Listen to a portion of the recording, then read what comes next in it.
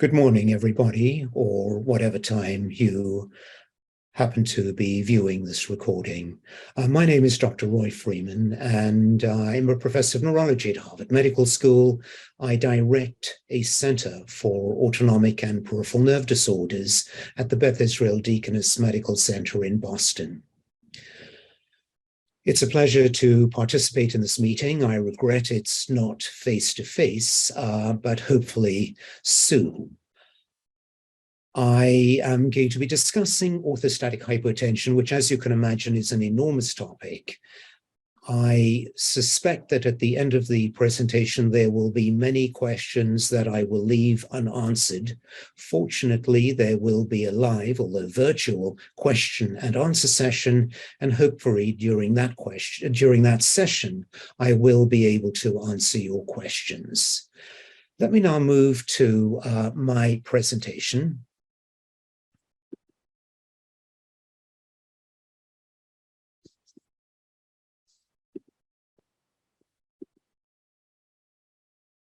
Which, as you see, is on orthostatic hypotension, and I'll discuss the disease state, some disease mechanisms, and treatment. So a slide showing my disclosures. Let's begin with some background. The problem. The problem is, in fact, a physiological miracle. It is a physiological miracle that when we move from the supine to the upright posture, we actually are able to maintain perfusion of the brain.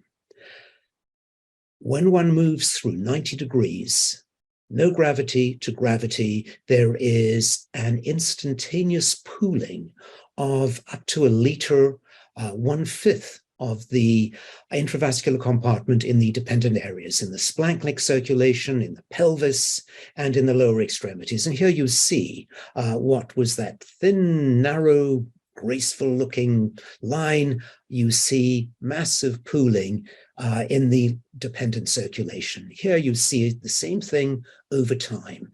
And that's the basis of that miracle. How is it, in fact, possible that perfusion is maintained with that degree of redistribution of the intravascular compartment?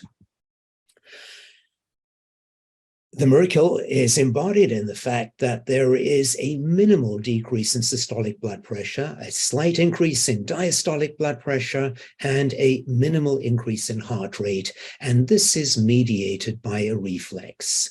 We call this the Barrow reflex. Barrow is equivalent to pressure, and it results in vasoconstriction, increase in cardiac output, and a variety of neurochemical or endocrinological changes. And I'll talk you through those in just a second. And the reason for this is it provides the basis for understanding how the treatments work and, in fact, what goes wrong in neurodegeneration. So here is the reflex taken from a paper I wrote many years ago. As I mentioned, those pressure receptors in the great vessel, an important one in the carotid artery at the gateway to the brain, because the primary function of this reflex is to make sure that the brain gets enough perfusion, enough blood to maintain consciousness. The reflex goes to the brain.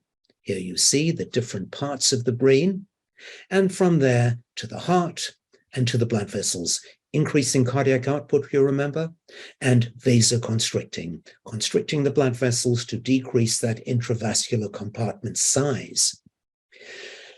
And I mentioned chemicals, neurochemistry. The main player is a chemical called norepinephrine or noradrenaline. And here you see that when we move from the supine to upright position, it almost instantaneously doubles, causing vasoconstriction.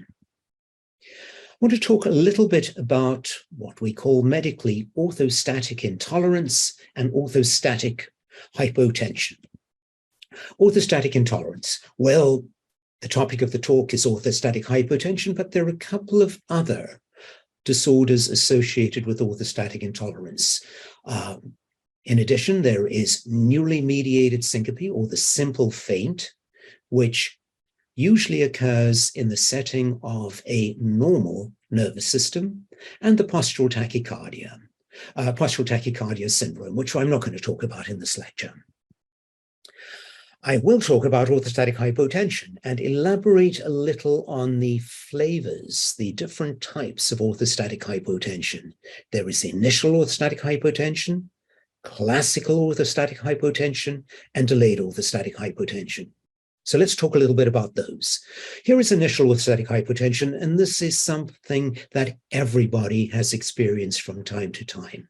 It is associated with a normal nervous system, as well as one which is not functioning as well as it should. But even individuals who have an entirely normal nervous system can experience this. It's the stand-up suddenly phenomenon. Immediately within the first 30 seconds after standing, there is this transient blood pressure fall, and that results in symptoms of hypoperfusion with an immediate recovery. The treatment for this is a simple one. Get up slowly, get up carefully. That is opposed to classical orthostatic hypotension, which we define as a blood pressure fall occurring in the first 3 minutes after standing.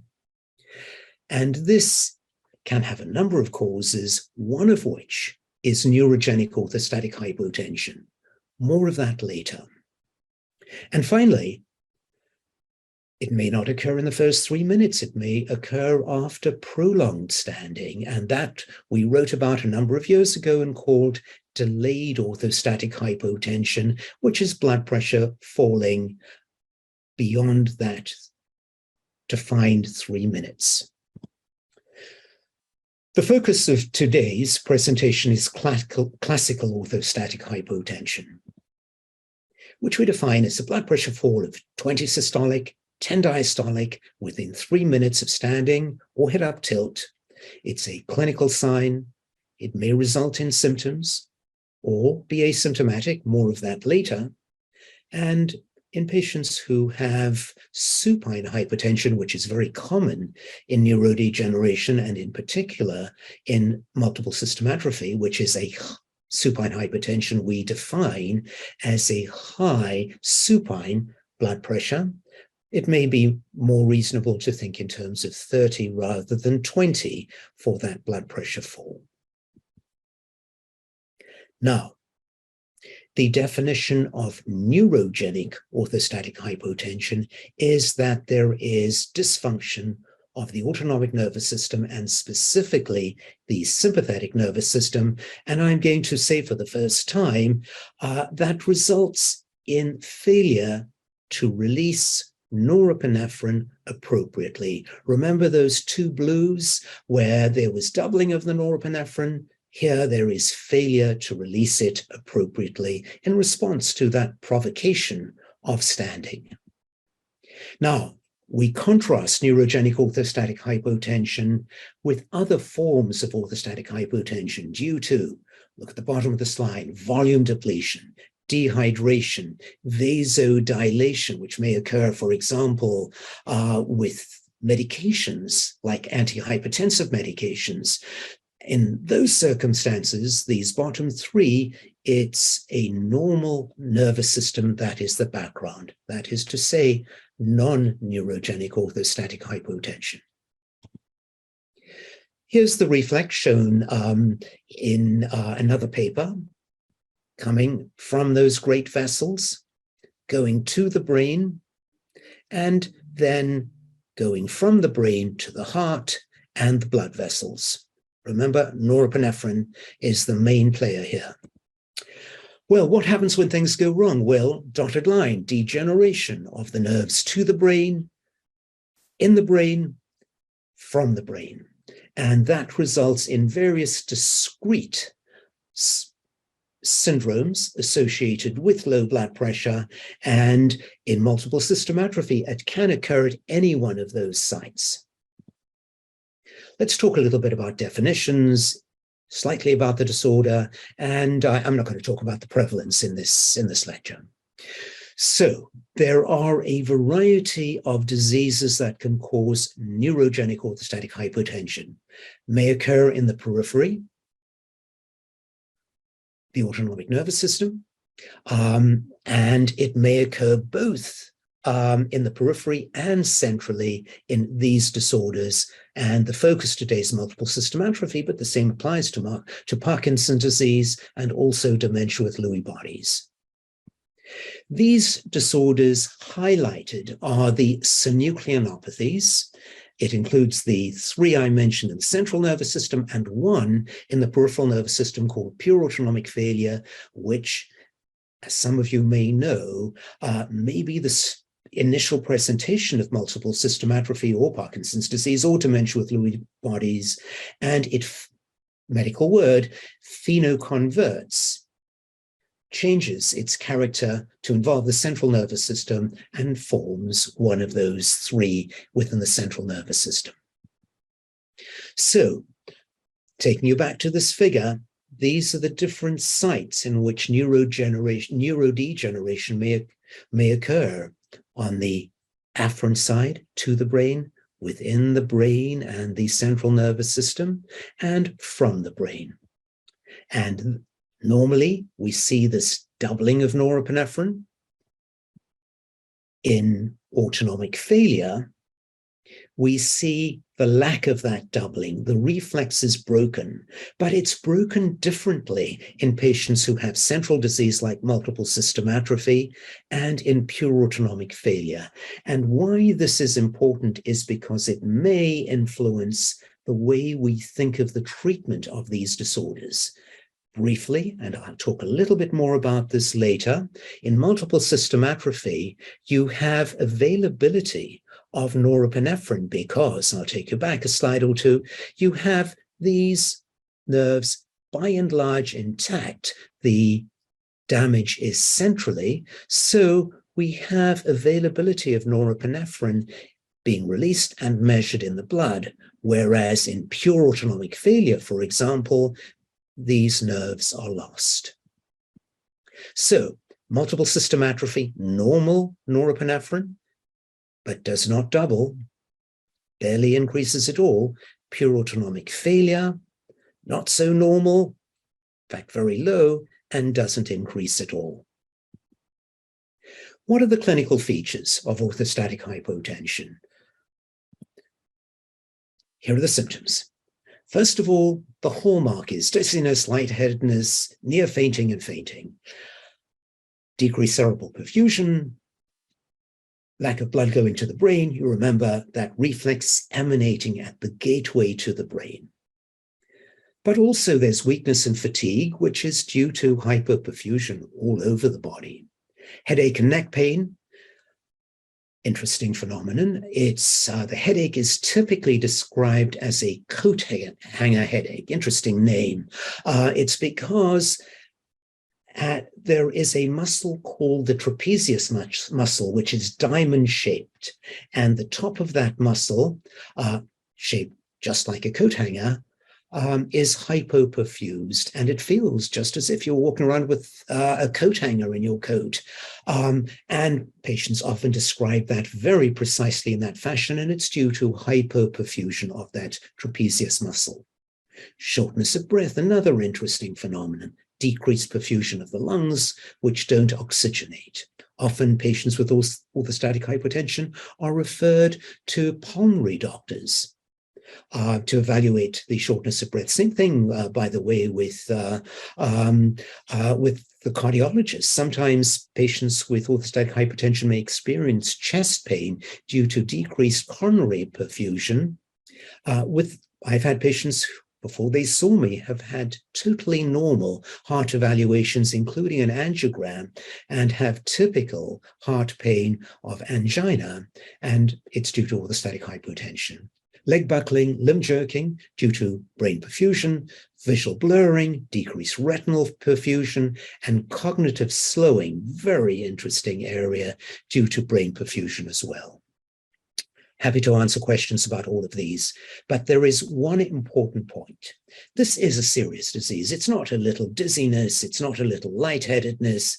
You sit down and it goes away. Many patients fall, have hip fractures, have skull fractures, developed very serious problems, may even die as a consequence of their injuries. And I want to make this point really really clearly, because it's a serious one. We don't worry nearly as much about high blood pressure in patients who have orthostatic hypotension as we do about low blood pressure, because the low blood pressure effects, falls, faints, have consequences immediately, whereas the high blood pressure, first of all, it's not always high. Sometimes it's low, sometimes it's high, so it averages out. And then also the effects are long-term. So don't be too worried about the high blood pressure and be much more worried about the low blood pressure. And to make that point even more seriously, many patients who have low blood pressure, very low blood pressure, don't even experience symptoms. So you need to buy a blood pressure cuff and be aware of the relationship between your symptoms and your blood pressure, because as you see over here in pink, these are asymptomatic patients.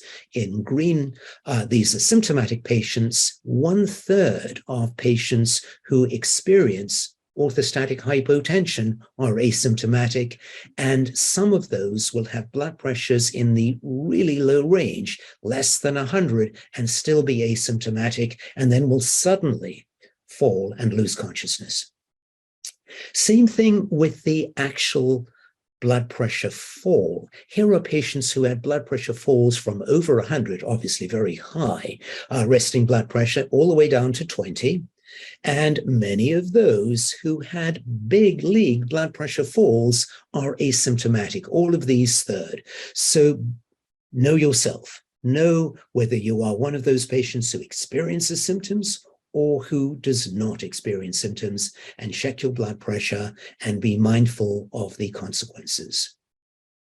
Now, I'm not looking at the clock.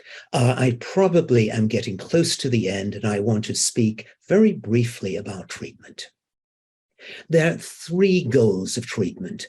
First of all, you want to vasoconstrict, narrow the blood vessels, decrease the intravascular compartments, so-called decrease the tank, or decrease the size of the tank, or you want to increase the amount of fluid in the tank by increasing the plasma volume or by increasing the red cell mass. I'll focus on the plasma volume because I use that to make a very important point. Patients who have orthostatic hypotension due to neurodegeneration almost always have supine hypertension. It's one disease, orthostatic hypotension, supine hypertension. With supine hypertension, which occurs typically lying down, which occurs typically at night, there is a forcing out of the intravascular fluid due to the pressure, so patients are volume depleted in the morning.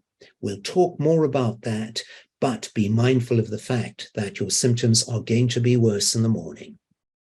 Now, I mentioned neurochemistry. 2 points to understand.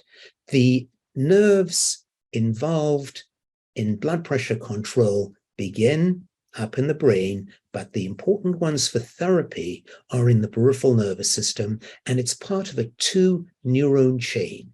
The preganglionic, before the ganglion, ganglion is just a word for an aggregation of nerve cells. The preganglionic one has acetylcholine as its neurotransmitter, and the postganglionic one, as I've mentioned a number of times, has noradrenaline or norepinephrine as the neurotransmitter. So let's talk about treatment. Education, prevention, and I elaborate on these in a second, and pharmacological, blood volume and vasoconstriction. Let's go through those. So this is taken from that same paper that I showed the pretty pictures from. This is the algorithm, a little hard to read. I'm going to blow it up on the next slide and start at the top. So avoid the triggers. What are the triggers? Big meals, blood pools in the stomach, the splenic circulation, neurotransmitters which are vasodilating are released of frequent small meals. Avoid warm environments, whether this is a hot bath, a hot shower, or warm ambient temperatures, and avoid, of course, prolonged standing. Get up slowly as possible. Graded change from lying to seated to supine. Increase the amount of water in your diet, 3 liters a day. Increase the amount of salt, 4 to 6 liters a day. Exercise. Deconditioning is the worst thing possible for orthostatic hypotension. Reclining bicycle or water aerobics are good because both of those in different ways attenuate orthostatic hypotension. And then finally, learn the physical maneuvers. Clench your fists, clench your buttocks, cross your legs, squat, anything you can do to force fluid into that intravascular compartment. I'm not a huge fan of compressive garments. They do force fluid into the intravascular compartment, but if you have multiple system atrophy, Parkinson's disease, very hard to put on. And it's a short-term treatment. You force the fluid in the intravascular compartment, the kidney says, oh, there's a lot of fluid in here, let's get rid of some, and then suddenly the symptoms are worse. I mentioned sleep with the head of the bed elevated. That induces gravity, prevents that nocturnal diuresis, the forcing out of fluid via the kidneys, and it's almost exercise training. There's a magic trick. Ingest tap water rapidly. In an interesting and fortunate reflex, it increases blood pressure up to 20 millimeters of mercury. It's almost an emergency treatment. And it's not, gradual sipping like you're at a cocktail party, but you glug down half a liter of tap water like a college student at a party. You drink it down in as fast as you possibly can, and it raises your blood pressure up to 20 millimeters of mercury. Use it as an emergency. It's natural, and it's a great technique to know. Then you've got the first-line treatments, midodrine or droxidopa. I'll talk about those in a second. And then increase volume mainly with fludrocortisone. Sometimes we use vasopressin. I won't talk about that today. And then finally, the second-line agents, pyridostigmine or atomoxetine. And I'll talk about those in a second. So here is that picture I've shown you a number of times. Midodrine acts directly on the blood vessels. It's an adrenergic sympathomimetic. It's an analog of norepinephrine, a chemically manufactured norepinephrine, which hits the blood vessels directly. Droxidopa, interesting. It's a precursor. It's metabolized by the body to form norepinephrine. So end result is similar. Both act on the blood vessel, and some patients do well with one, some do well with the other, and your doctor may even, under rare circumstances, want to use both. This is midodrine, this is droxidopa, direct agonists. Then there is the indirect agonist, atomoxetine. How does that work? Well, atomoxetine works, and there's a new drug in trial, apraloxetine, which both work to decrease the reuptake of norepinephrine, so prevent the reuptake of norepinephrine by the nervous system. And all of them in some way either act to increase the availability of norepinephrine or act directly as a norepinephrine analog. These ones we use very rarely. Sudafed is probably the best known of them, which is the over-the-counter cold remedy, but for a variety of reasons, we tend not to use those. Finally, I want to talk about acetylcholinesterase inhibition. The drug is pyridostigmine, and that prevents the breakdown of acetylcholine, very much like atomoxetine and ampreloxetine prevent the breakdown of norepinephrine, and that activates that postganglionic neuron. And it is a milder way of treating orthostatic hypotension and sometimes used as an add-on drug. Well, that's the end of my story.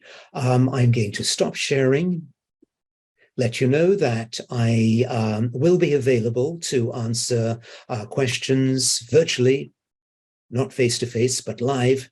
And I wish you a very enjoyable, educational and entertaining meeting. And I hope that at some point you'll invite me back to be there live. Thank you so much for listening.